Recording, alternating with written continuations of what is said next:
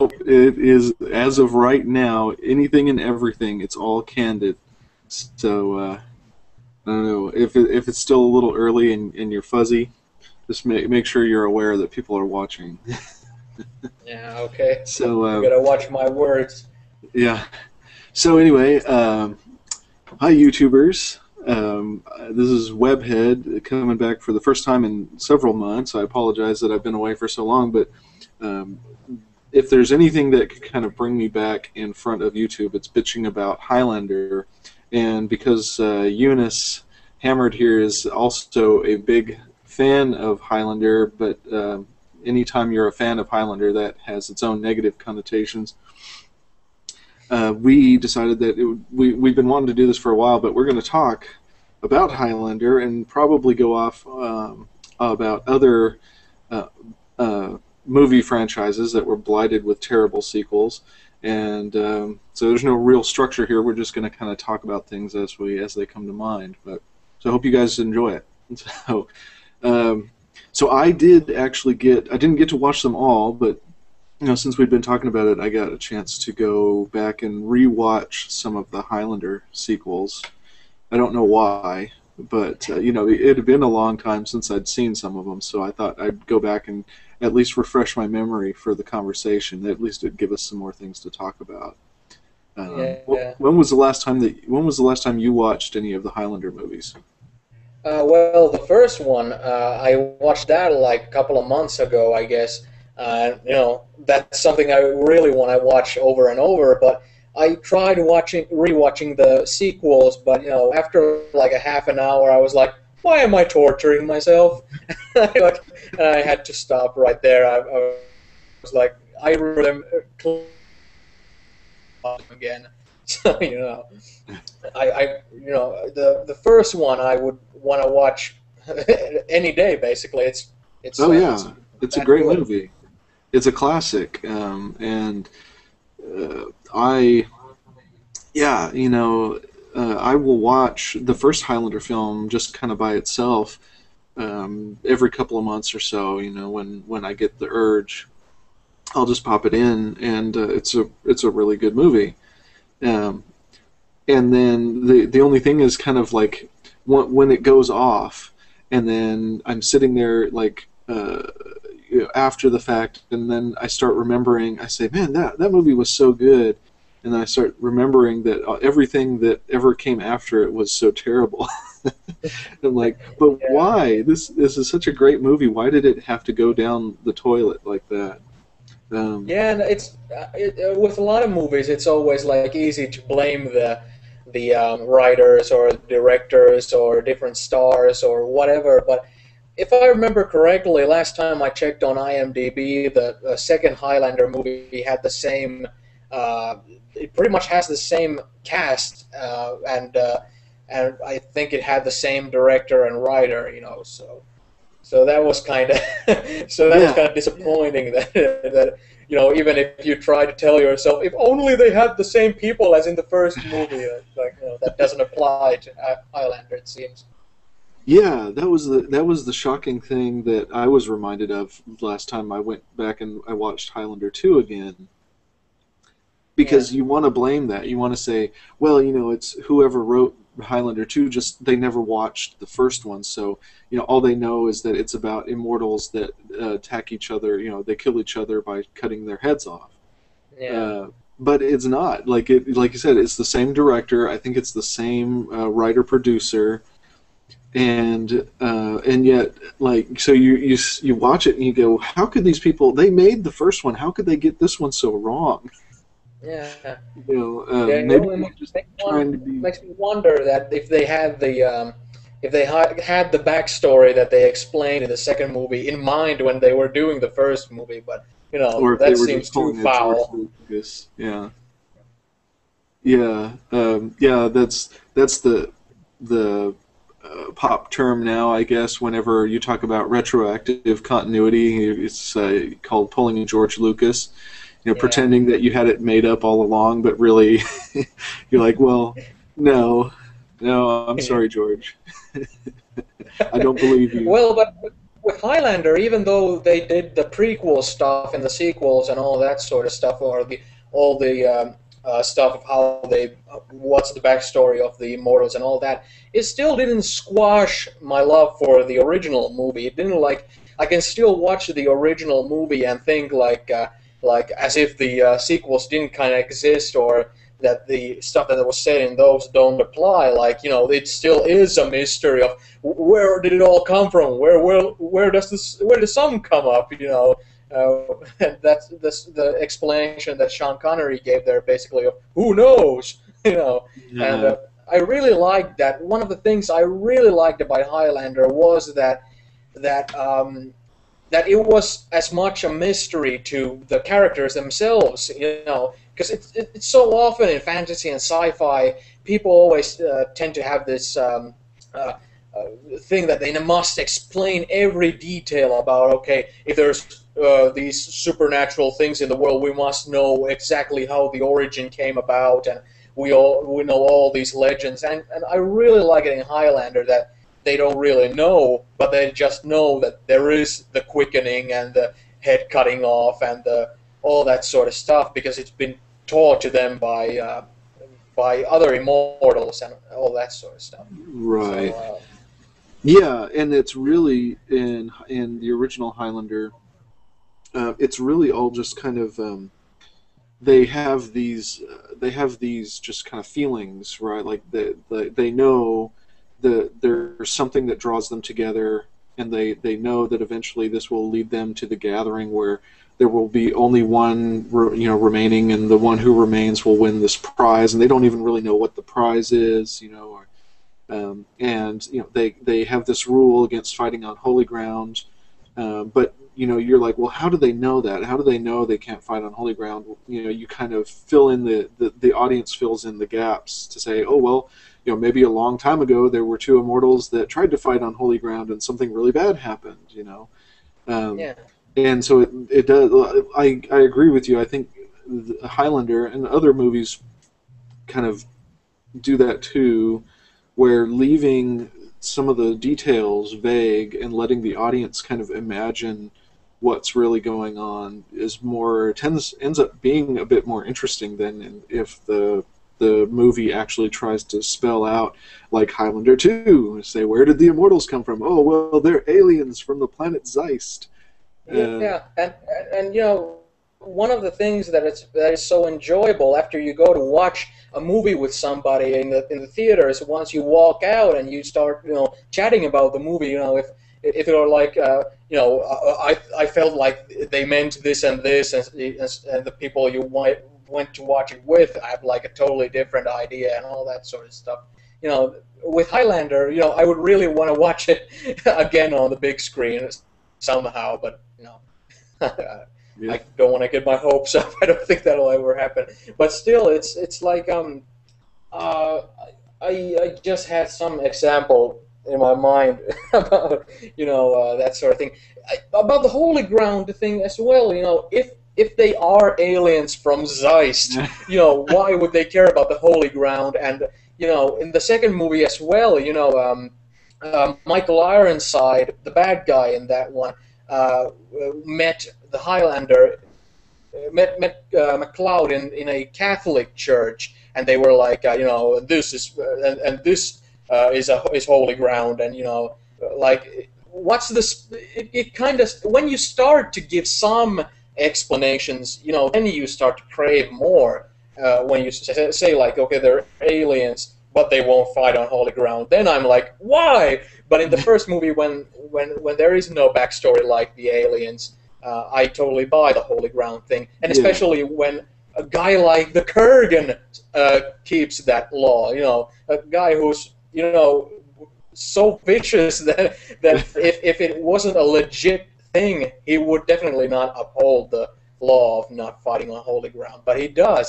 So Yeah. that makes it believable as well. Yeah, and that's I think the biggest kind of argument against, or like you said, if they're aliens, why do they care about Earth religions?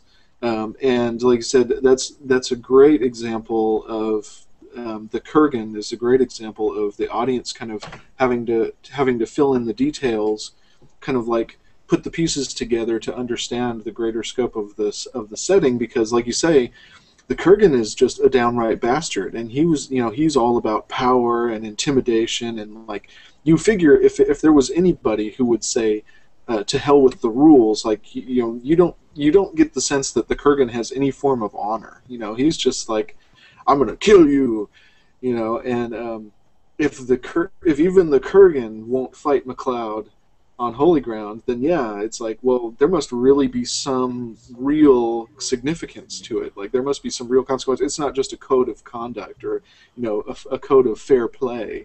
Yeah. There's something behind it. Yeah. And I mean, you could even take that scene, that classic scene with in the first one with the Kurgan and MacLeod in the church. You could even take that the opposite direction, because the Kurgan basically admits in that scene about how, spoilers by the way, if nobody's ever seen Highlander, how he raped and murdered his wife. Well, no, he didn't murder her. Sorry, he raped his wife. Of course, he didn't know it was MacLeod's wife at the time. But then when MacLeod realizes what he's telling him, that that I raped your wife, you would think he would be, if there was again no consequence to this whole no fighting on holy ground thing, you would think that he would go off and try to kill the Kurgan, in his rage at that moment, that realization. But it's bigger. It's that rule is apparently bigger than them. It's bigger than the immortals. So but the movie doesn't answer that. It doesn't say, oh, it's God, or oh, aliens will come down and kill them if they try to fight on holy ground, or anything like that. So yeah. And after the Kurgan provoked MacLeod with that line of raping his woman, and MacLeod basically, I can't remember if he grabbed his collar or his face, and was like still sustaining himself and outright saying to him, "I'll be waiting you outside." He's ready to go even if he dies and all that sort of stuff, but still he won't break the code. So or if it is a code, the rule or whatever. but yeah, it's when the second movie did the whole alien thing, that just kind of left you kind of like scratching your head, like seriously. But when I can't remember which one of the sequels it was, where the goons of the bad guys just came to holy ground where everybody was resting in the pods, and they just shot everybody and just cut their heads off, and then you're just left pissed, like why didn't this work earlier? And if it means that the whole time the Kurgan could have killed MacLeod in the church or anything like that, but he just didn't. Yeah, that's Highlander Endgame. Oh gosh, yeah, that was what was his name? I can't remember the character's name, but Bruce Payne. Yeah, in fact, that scene had such a dramatic backlash from the fans, because in the theatrical version, it was called The Sanctuary, and they specifically say that it's on holy ground because these immortals, I guess, put themselves into like an induced coma so that they can kind of wait out the game, and they put themselves. They put the sanctuary on holy ground, and you would think specifically because then nobody, while they're comatose, no other immortals are going to come along and kill them. But it begs the question that if it's just like this code of honor, and Jacob Kell, that's the villain's name in Endgame. If Kel can just come onto holy ground and just kill them while they're sleeping anyway, because apparently he doesn't care about the rules, which is a line that he actually has in the movie at some point, to hell with the rules or something like that. And if he can just disregard the rules, then why would the immortals put themselves like in a coma if they knew that somebody could just come along and kill them? And then so either explanation doesn't work, because if it is holy ground, then how does he get away with it? If it's not holy ground, then why would they even bother to put themselves into a coma at all? And that whole movie actually breaks just about every single kind of rule that's established in the original film, and I actually think that Highlander Endgame is in a lot of ways even worse than Highlander 2.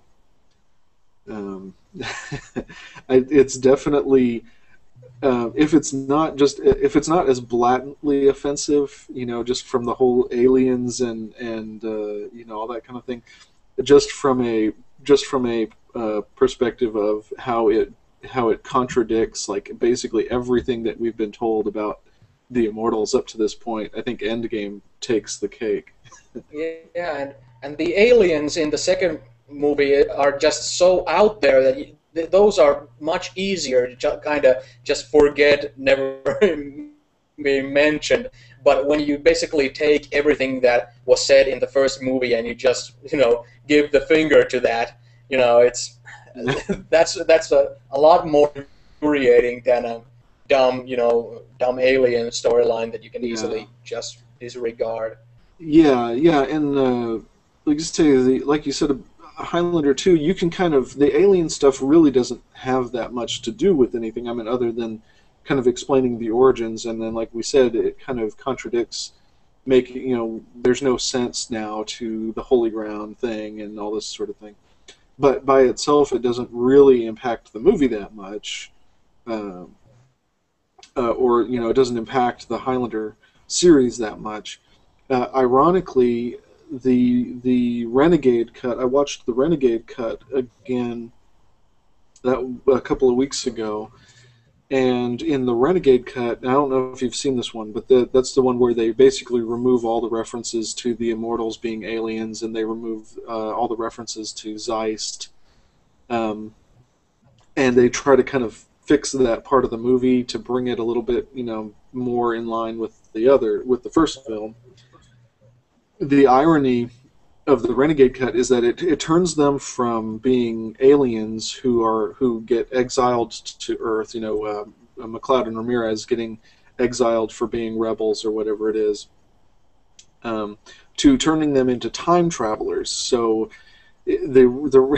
which actually is kind of funny because it makes even less sense, and I'll try and explain it here. um, so in the Renegade cut, all of the scenes that were originally on Zeist with General Katana, um, they turned those. I guess they try to imply that that's like maybe ancient Persia or ancient Mesopotamia or something like that, because they use the same scenes, like those desert scenes and stuff, but they use some special effects to kind of edit out the spaceship, and they turn it into like this Persian city or something like that, to imply that they're at some point in the distant past, and they're all still immortals. So again, in the original version, like they were apparently mortal on Zeist, but then when the punishment of getting exiled to Earth, it turned them into immortals for some reason. Um, but in the Renegade cut, apparently they were always immortals, um, but they were just in the past. And then General Katana, and the council of whoever they are, the bald guys, they exile McLeod and Ramirez to the future. But the future is apparently 500 years, like 1500 AD in Scotland, because then McLeod, because apparently the beginning of Highlander 2 Renegade says that they were in the distant past, and then they got sent to the not so distant past, 500 years 500 years ago, and then the events of the first movie happen. But part of the problem with that is like immediately you create a contradiction, because if McLeod and Ramirez are in ancient Persia together and they know each other because they get exiled together, then why does the time travel like erase McLeod's memory or something like that, and so he forgets that Yeah, I he's was immortal? thinking the same. Yeah, and then he forgets who Ramirez is, and apparently like when they got traveled through to the future. They got separated, so Ramirez like went to Spain, I guess, and McLeod went to the Scottish Highlands, and then so I guess Ramirez was on a journey to go back and find him again, and refresh his memory. But yeah, McLeod's memory gets erased, but Ramirez doesn't. And but Ramirez still goes to the Japanese princess and all that sort of stuff before going to the Scottish Highlands. Right? Yeah. Oh man. Yeah, like you said, I don't know if that's better or worse. Yeah, well, like I said, like you get the impression that they were trying to fix it. They were trying to clean it up and get rid of all this alien nonsense. But they made it worse. Oh, one of the other things is you get several scenes which were carries over from the original cuts of the film, where so apparently General Katana and the other immortals, they're like in the past somewhere, but there's several scenes where Katana is like looking into the future to watch what McLeod is doing, and kind of that's when he enacts his plan to go kill him. But he's watching it on like these holographic computer screens, and you're like, wait a minute, how did they have holographic computer screens in the past? Yeah. Like, does he have a time traveling webcam that he's like hovering and following McLeod around? Yeah. But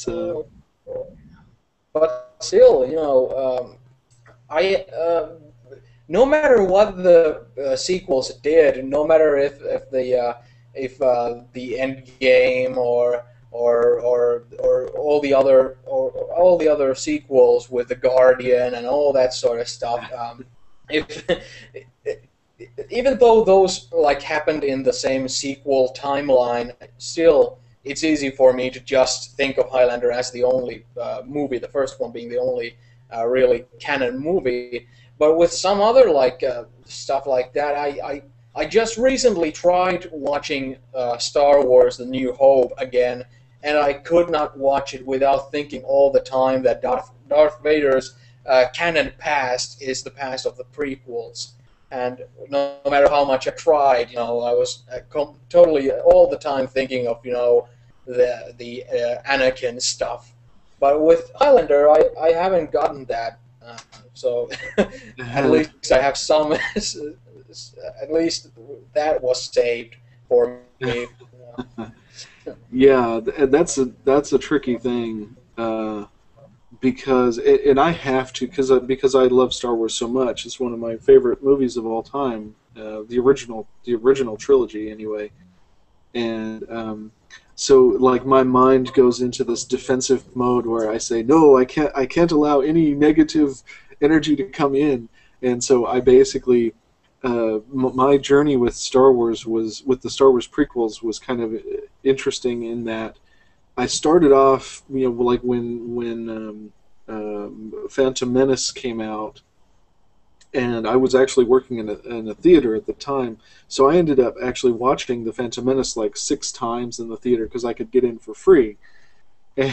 And what I noticed was more like a torture than anything. Yeah, well, yeah, that's the irony is that just like anybody else when it first came out as a Star Wars fan, I watched it the first time, and it was more kind of like I guess the emotion and the nostalgia and everything, and I was like, oh yes, this is an awesome movie. It's a new Star Wars movie, and there's lightsabers and there's spaceships and and there's R2-D2 and all that kind of stuff, and so kind of the nerd joy took over. And then and then afterwards, like I watched it again, and like every time I would watch it, I would notice like more flaws, and I would say, well, this doesn't really make sense, and well, why does Yoda say this, and that's not really the way Yoda would act, and well, Darth Maul, he's really like he's not anywhere near as cool as Darth Vader because he doesn't even say anything, and we don't really care about who he was and where he comes from. He swings a lightsaber around really fast, and then so with each repeated watching, it just started to kind of like I started to really see into it and kind of understand what the ramifications were of it, the impact that it would have ultimately on the original trilogy. And but still, I mean, like I bought Phantom Menace on VHS when it came out, and then I bought Phantom Menace again on DVD when it came out. And right now, I still have all three DVDs of the prequel films on my shelf, and I struggle because I haven't watched them in a long time, because it's almost painful at this point. They've gotten to the point where watching them, I can't help but just feel angry about what they did. It's like these movies, they're terrible. They're not, and they're not just terrible movies. They're terrible movies that start to ruin the good older movies. Like you say, like they create memories and images that you don't want in your head, that kind of ruin the older images. And but Yeah, and even though when you started to watch those, it was like cool. We're gonna see some of the familiar characters, but it's like yeah, there's gonna be Darth Vader, but in this movie it's just gonna be a little kid. And oh well, in the next movie there's gonna be Boba Fett, but he's gonna be a little kid, and that sort of stuff. So you know. But something that after watching those movies or thinking about those movies, and after we kind of talked about the possibility of there being a reboot or a remake or something of the original Highlander at some point, that's something that really gave me kind of the kind of bad feeling about it. That something I really didn't like in the prequel Star Wars movies was the sword fighting. It was so super choreographed that it didn't feel real at all. There was no tension at all. And I'm so sure that if they would do a Highlander reboot or remake, it would be, the sword fighting would be like this, like they do them mostly these days. So this just fast-paced, like ching ching ching ching, like super imaginative moves and positionings and all that would look really swell, but it doesn't look real at all, especially compared to the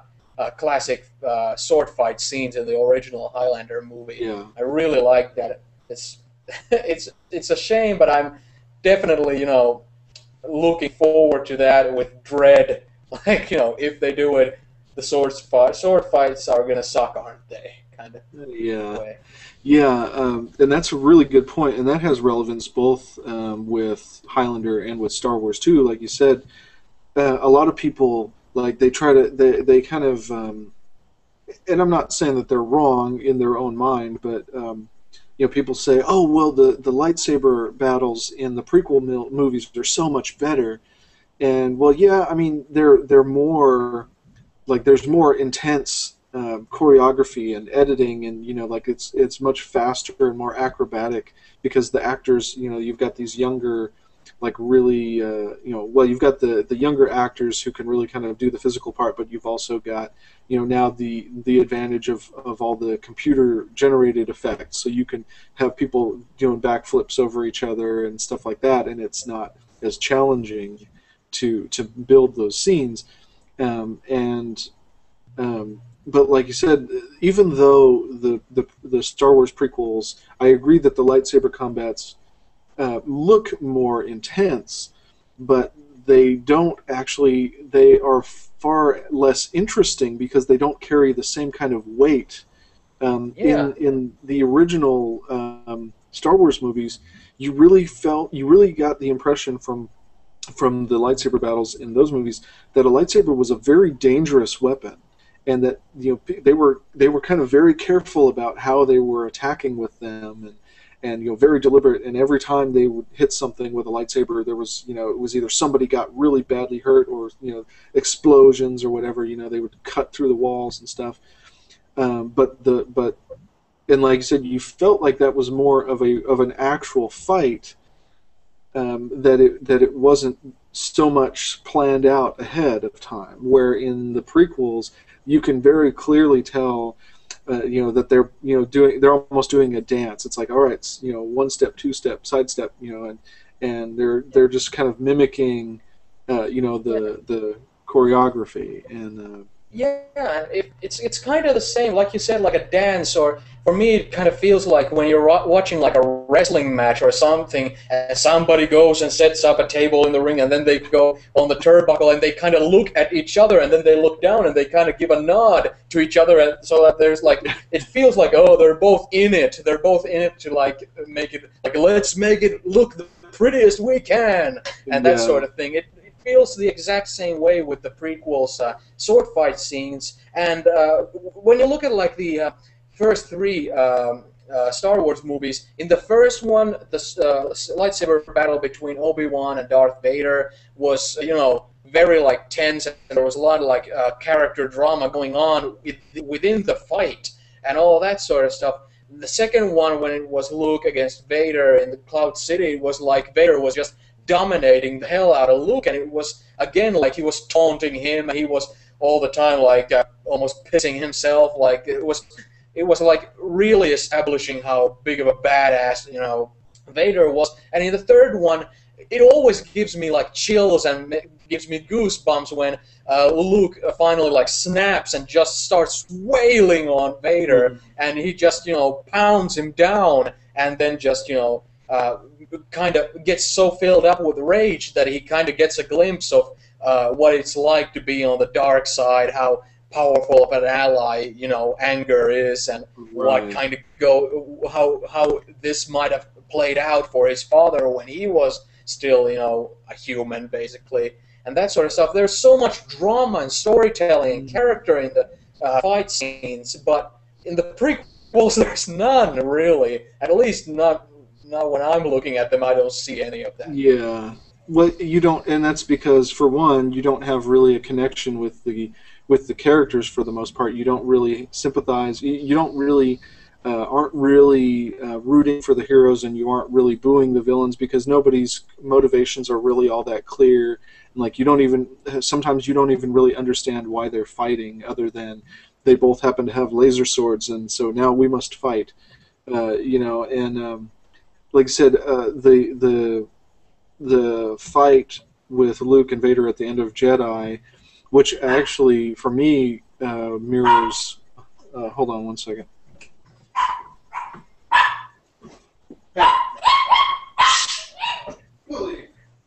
Can't even put on pants for a video.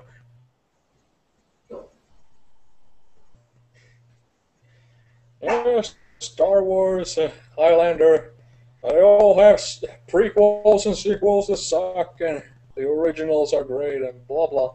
Yeah. Thanks for filling in for me. I was trying to say something while you were gone. Yeah, right. But no, and that kind of mimics the scene at the end of the first Highlander between MacLeod and the Kurgan too, and you get this feeling.